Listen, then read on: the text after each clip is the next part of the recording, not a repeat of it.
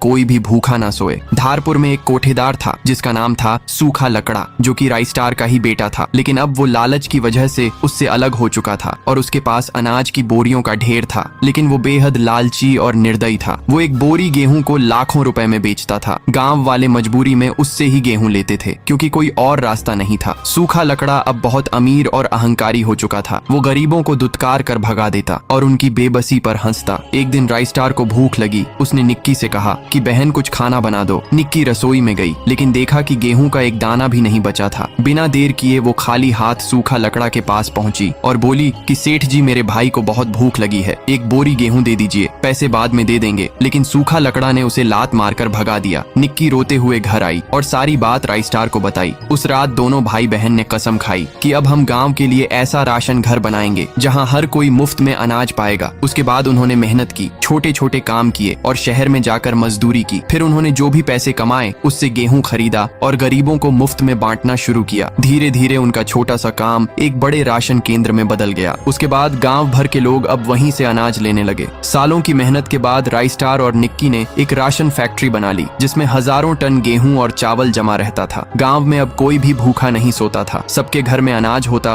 और राइस्टार निक्की को सब मसीहा मानते। वहीं दूसरी ओर सूखा लकड़ा का धंधा अब पूरी तरह से चौपट हो गया था। अब कोई भी उसके पास अनाज लेने नहीं आता था। उसकी दौलत की वजह किस्मत ने फिर एक वार किया। एक रात सूखा लकड़ा अपने गुंडों के साथ आया। फिर उसने राइस्टार को बेरहमी से मारा और फैक्ट्री से सारा अनाज लूट लिया। धारपुर एक बार फिर भुखमरी के अंधेरे में डूब गया। अमावस्या की रात को गांव के श्मशान के पास से एक चीखती हुई आवाज आई, एक डरावनी गूंजती हुई आवाज जो हवा में कांपती हुई फैल रही थी। गांव वाले समझ नहीं पाए कि आखिर ये क्या था, लेकिन अगली सुबह उन्होंने देखा कि गांव के बीचों बीच ढेर सारी गेहूं की बोरियां पड़ी थी और उनके बीच खड़ी थी निक्की। लेकिन अब वो पहले जैसी नहीं थी, बल्कि उसका चेहरा सफेद, आंखें लाल और बाल बिखरे हुए थे। वो अब भूखी निक्की की आत्मा बन चुकी थी। उसके चेहरे पर करुणा नहीं बल्कि क्रोध था। फिर उसने कहा कि गेहूं ले लो फ्री में। अब हर रात गांव में जो आता उसे गेहूं मिलता, लेकिन जो कोई लालच या घमंड करता तो उसे निक्की नहीं छोड़ती। उसकी आत्मा उसे उठा ले जाती और अगली सुबह उसकी लाश किसी खेत में पड़ी मिलती। गाँव में डर फैलने लगा, लेकिन वो भूखे लोगों के लिए एक देवी बन गई थी। फिर गाँव वालों ने एक तांत्रिक बुलाया। तांत्रिक ने अपनी तंत्र विद्या से सारा अतीत देख लिया। उसने कहा निक्की की आत्मा को इंसाफ चाहिए और जब तक उसे न्याय नहीं पड़ा।